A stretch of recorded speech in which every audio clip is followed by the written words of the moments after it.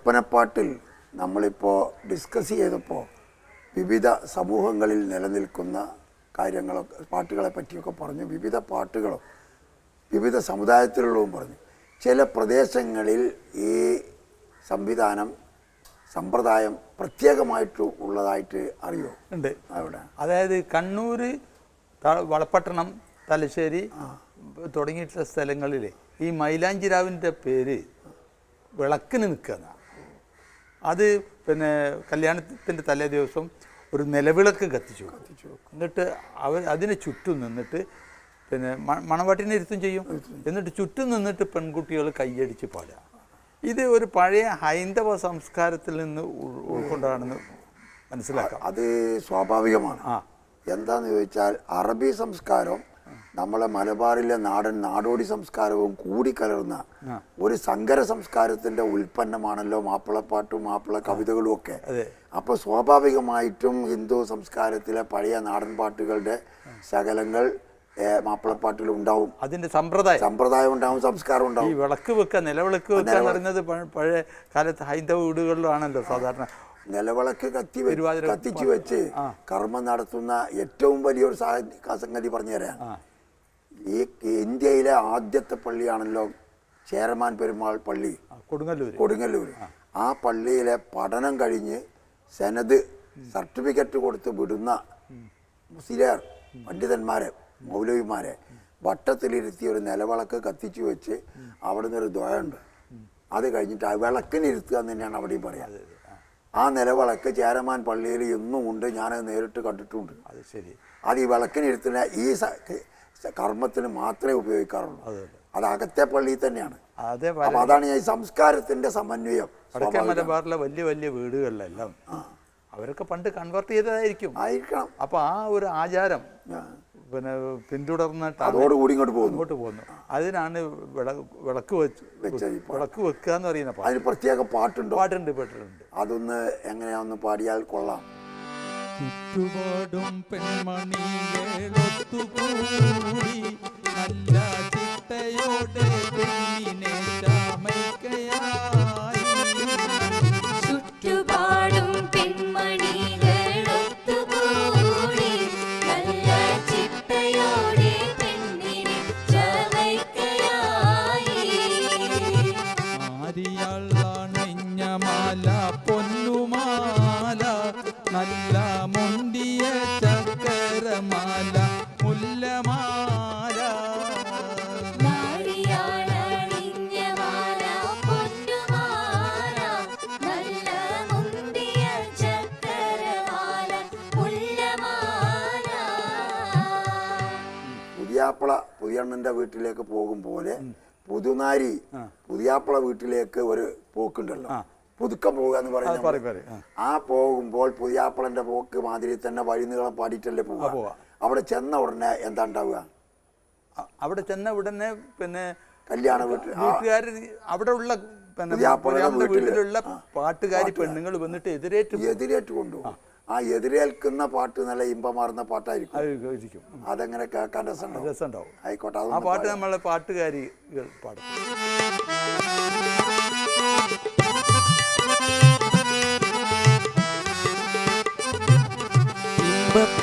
പുതുമാരൻ ചന്തമാലാണയുന്ന ചമ്മലർ മണം കൊള്ളും പുതുനാരി പുതുനാരി.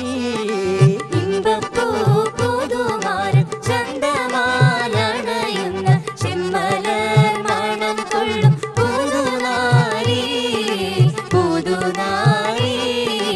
ഇത്തരം നവരത്നം മുത്തുകൾ മാണിമാറി എത്തിരാത്താരം പൂണ്ടെ പുതുനാരി പുതുനാരി. ഇത്തരം നവരത്നം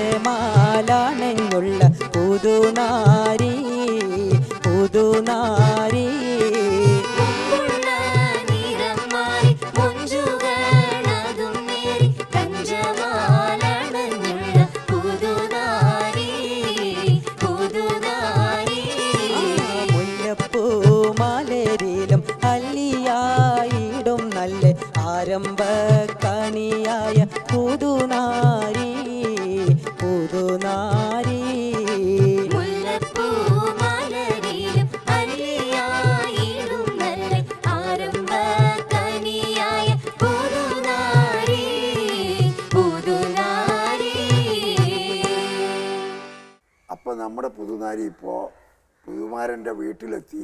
അവിടുത്തെ പാട്ടുകാരും പെണ്ണുങ്ങളും ഒക്കെ പാടെ വന്ന് എതിരേറ്റ് കൊണ്ടുപോയി. എന്നിട്ട് അവിടെ ഒരു കട്ടിലിമ്മൽ വിധാനിച്ച് മേലാപ്പൊക്കെ കെട്ടി അതിലിരുത്തും. എന്നിട്ടൊരു പാട്ടില്ലേ, കട്ടിലൊപ്പന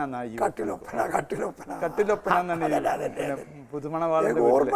അതെ, ആ പാട്ട് അത് എല്ലാവരും കൂടി പാടുന്ന അതിമനോഹരമായ ഒരു തന്നെ. അതിർപ്പപ്പൂ മണം വീശും പുതുവക്കന്നീ പുതുവക്കന്നീ അതിർപ്പപ്പൂ മണം വീശും പുതുവക്കന്നീ പുതുവക്കന്നീ അലങ്കാര തെളിവൊളി മുഖവും മിന്നി മുഖവും മിന്നി അലങ്കാര തെളിവൊളി മുഖവും മിന്നി മുഖവും മിന്നി അതിലലിക്കത്തും പട്ടും ചമയം പൂണ്ടേ ചമയം പൂണ്ടേ കാതിലലിക്കത്തും പട്ടും ചമയം പൂണ്ടേ ചമയം പൂണ്ടേ ചമയത്താൽ ഭീമ പെണ്ണെ അണഞ്ഞും കൊണ്ടേ അണഞ്ഞും കൊണ്ടേ ചമയത്താൽ ഭീമ പെണ്ണെ അണഞ്ഞും കൊണ്ടേ അണഞ്ഞും കൊണ്ടേ. ഈ പാട്ടുകള് അവിടെ കട്ടിലിരുത്തിയ കട്ടില് പാട്ട് പാടിയല്ലോ, അത് കഴിഞ്ഞിട്ട് പാട്ട് തുടരും. അതിൽ ഒരുപാട് പാട്ടുകൾ പാടും. അത് നമ്മൾ 1-2 പാട്ടൊന്ന് പരിശോധിച്ച് നോക്കണം. അതൊന്ന് പറ്റുമോ നോക്കാം. അമ്പിയ രാജന്റെ ഇമ്പപ്പൂ ഫാത്തിമ ചെമ്പക പൂമൂത്ത് തായ ഫാത്തിമ അമ്പിയ രാജന്റെ ഇമ്പപ്പൂ ഫാത്തിമ ചെമ്പക പൂമുത്ത് തായ ഫാത്തിമ പമ്പര മലിയാരെ വല്ലിയാൾ ഫാത്തിമ പങ്കീസം പൊങ്ങിടും വല്ലിയാൾ ഫാത്തിമ പമ്പര മലിയാരെ വല്ലിയാൾ ഫാത്തിമ പങ്കീസം പൊങ്ങിടും വല്ലിയാൾ ഫാത്തിമ. സ്വർഗപ്പഴമായി ജിബിരിൽ വന്ന് സരസി ഖദീജ റാണിയും തിന്ന് സർക്കുണ ബീജം മായതിൽ നിന്ന് സുഹറബത്തൂലായി മണ്ണിൽ പിറന്ന് ശ്രീലോക ജന്നത്തിൽ ഷാഫിയും ഫാത്തിമ ശ്രീമുഖി ഹൂറാനി ശ്രേയസി ഫാത്തിമ ശ്രീലോക ജന്നത്തിൽ ഷാഫിയും ഫാത്തിമ ശ്രീമുഖി ഹൂറാനി ശ്രേയസി ഫാത്തിമ. അപ്പം നമ്മൾ ഇതുവരെ സംസാരിച്ചു വന്നത് മാപ്പിളപ്പാട്ടിൻ്റെ കല്യാണവുമായി ബന്ധപ്പെട്ടുള്ള ഒരു അധ്യായത്തെ സംബന്ധിച്ച് വീടുകളിൽ പണ്ട് കാലങ്ങളിൽ വീടുകളിൽ നടന്നിരുന്ന കല്യാണപ്പാട്ടുകൾ. ഇതിൻ്റെ ഒരു സൗകുമാര്യത അല്ലെങ്കിൽ ഒരു മഹത്വം മനസ്സിലാക്കിയ ആധുനിക കവികളും സംഗീത സംവിധായകന്മാരും ഒക്കെ ഉണ്ട്. അതിൽ ഒരു പ്രധാനിയാണ് ഭാസ്കര മാഷ് എന്നാണ് ഞാൻ മനസ്സിലാക്കിയത്. ശരിയാണ്. മാപ്പിളപ്പാട്ടിന്റെ ആത്മാവ് കണ്ടറിഞ്ഞ ഒരു കവിയായിരുന്നു പി ഭാസ്കരൻ. അതേമാതിരി തന്നെ അത് സംവിധാനം ചെയ്ത കെ രാഘവ മാഷ്, ബാബുരാജ് തുടങ്ങിയിട്ടുള്ള ആളുകളൊക്കെ ഇതിനെ സമ്പുഷ്ടമാക്കിയെന്ന് മാത്രമല്ല അത് മുഖ്യധാരയിലേക്ക് കൊണ്ടുവന്ന് ജനകീയമാക്കി കളഞ്ഞു. അത് ചലച്ചിത്ര ഒരു വല്ലാത്ത ചലച്ചിത്ര ഗാനത്തിൽ രാരിച്ചൻ എന്ന പൗരൻ എന്ന ചിത്രത്തിലാണ് ഒപ്പനയുടെ ആ തനിമയാർന്ന രൂപം. പൂരണ മധുമാറിയിലേന്തിയ പുണ്യവാൻ പുതുമാറി പറയുമ്പോൾ അതിന് മുമ്പായിട്ട് നമ്മുടെ രാഘവ മാഷ് 100 വയസ്സ് തികഞ്ഞിരിക്കുകയാണ് ഇപ്പോൾ. അദ്ദേഹത്തിൻ്റെ ഒരു വല്ലാത്ത ദൈർഘ്യമുള്ള ജീവിതം, ധന്യമായ ജീവിതം. അതെ, മാപ്പിളപ്പാട്ടിനും സംഗീതത്തിനും അദ്ദേഹം നൽകിയ സംഭാവന വലിയതാണ്. അതെ, രചന ഭാസ്കര മാഷ്, സംവിധാനം രാഘവം, അങ്ങനെയാണല്ലോ. അതെ, അതൊരു വല്ലാത്ത കാലഘട്ടമായിരുന്നു. കുട്ടിക്കുപ്പായം, ഉമ്മ തുടങ്ങി ഒരുപാട് സിനിമകളിൽ പല മാപ്പിളപ്പാട്ടിന്റെ തനിമയാർന്ന പാട്ടുകളാണ് ആ കാലത്ത് ഇവരെല്ലാം ചെയ്തിട്ടുള്ളത്. നാടകത്തിൽ അതെ ഏറ്റവും സ്തുത്യർഹമായ രാഘവ മാഷ് സംവിധാനം ചെയ്ത പാട്ടാണ് കായലരികത്ത്. അതെ അതെ അതെ. അത് ഇന്നും അദ്ദേഹം പറയുന്നു അതാണ് ഏറ്റവും നല്ല പാട്ട്. അതെ അതെ.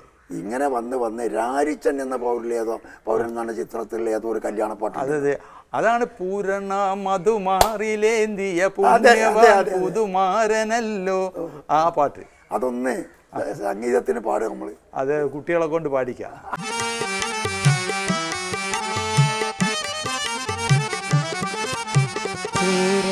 മധുമാറിലേന്തിയ പുണ്യവാൻ പുതു